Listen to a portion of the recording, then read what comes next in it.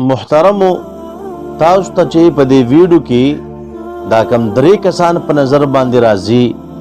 نو په دې کې دا حقیقت کې خو عمران خان نه دی خو هغه انداز یې داسې جوړ کړی دی چې دا شوکی چې دا عمران خان دی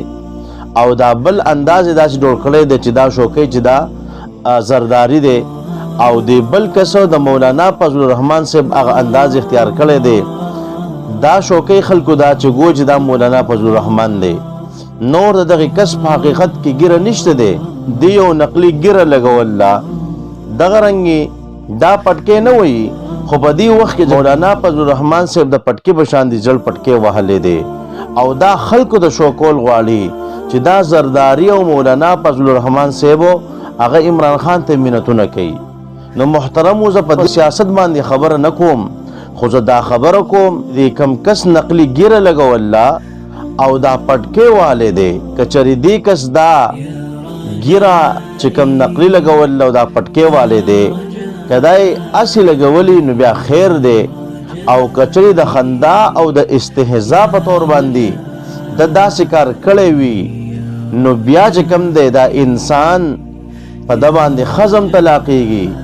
او دغه رنګې دا د ایمان نه هم خالی کېږي د بیا ایمان نشته دی ولی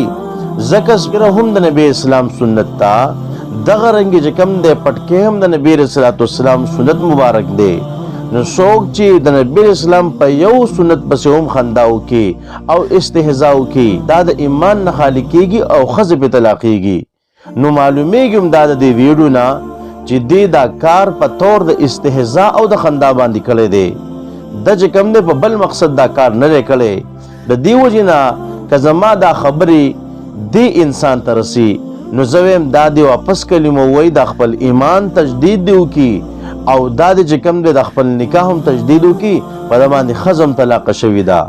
نو محترمو ډېر کرتې مونږه